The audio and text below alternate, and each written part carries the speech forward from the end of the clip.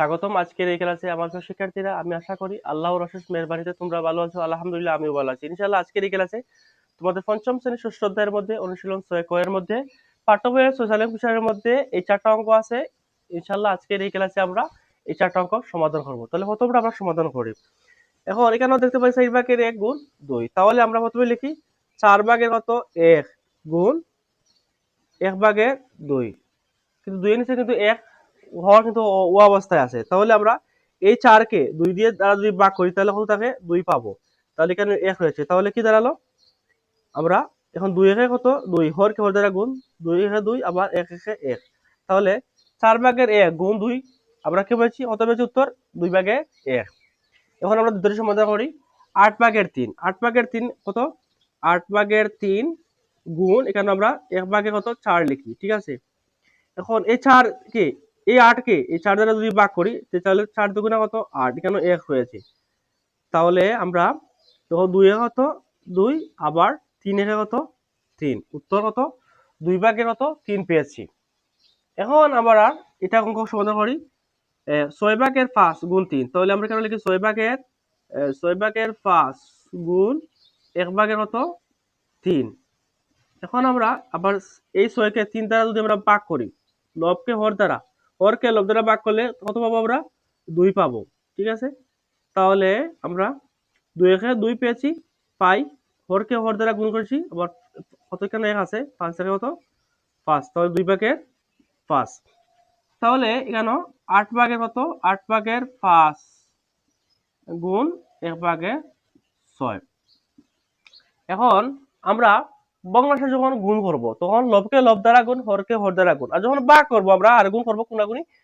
তারপরে দেখো এখানে 8 কে 6 দ্বারা কি ভাগ করতে পারবো না। তাহলে 6 এবং 8 এর মধ্যে এমন একটা সংখ্যা নির্ণয় করব যাতে দুইটি সংখ্যার মধ্যেই ভাগ করা যায়।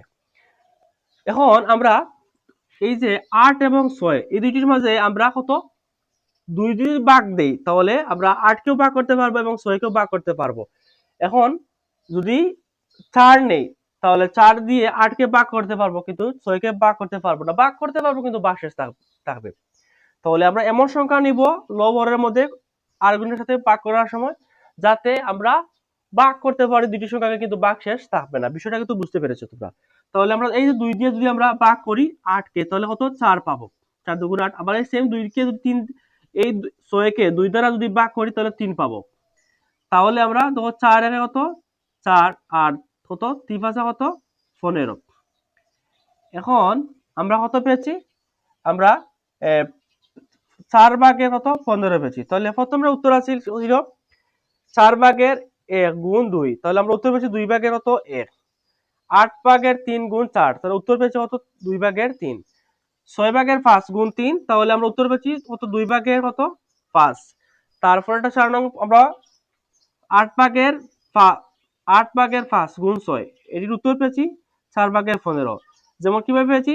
এই যে 8 কে এবং 6 কে 2 দ্বারা ভাগ করলে 4 দুগুণা কত 4 দুগুণা 8 আর 3 দুগুণা 6। তাহলে 3 5 কত 15 লবকে লব দ্বারা গুণ করেছি। আবার এই যে 4 এর কত 4 4 তাহলে কি কত দাঁড়ালো 4 ভাগের 15। এখন ভগ্নাংশের যে গুণ করতে হলে প্রথমে আমরা কি লবকে লব দ্বারা গুণ করব, হরকে হর দ্বারা গুণ করব এবং কোনাকুনি যখন লঘিষ্ঠ আকারে প্রকাশ করব তখন দুইটি সংখ্যার মধ্যে এমন সংখ্যা নির্ণয় করব যাতে দুটি সংখ্যাকে ভাগ করা যায় কিন্তু ভাগশেষ থাকে না। তো আজকের ক্লাস এই পর্যন্ত। ইনশাআল্লাহ আমরা অন্য ক্লাসে তোমাদের পাঠ্য বইয়ের পৃষ্ঠা নং 46 নং পৃষ্ঠার মধ্যে যে বাকি 4টা অঙ্ক আছে ইনশাআল্লাহ আমরা বাকি অঙ্কগুলো সমাধান করব। তো আজকের ক্লাসে কমেন্টে তোমার মতামত জানাবে। ক্লাসটি ভালো লাগলে লাইক করবে এবং শেয়ার করবে। তোমার শেয়ারের জন্য অন্যরা শেখার সুযোগ পাবে। এতক্ষণ এই ক্লাস করার জন্য তোমাকে অনেক অনেক ধন্যবাদ। ইনশাআল্লাহ অন্য একটি ক্লাসে দেখা হবে। সে পর্যন্ত ভালো থাকো, সুস্থ থাকো এবং নিরাপদ থাকো এবং অবশ্যই তোমার স্টাডি শান্তির মধ্যে কন্টিনিউ করবে। আল্লাহ হাফিজ।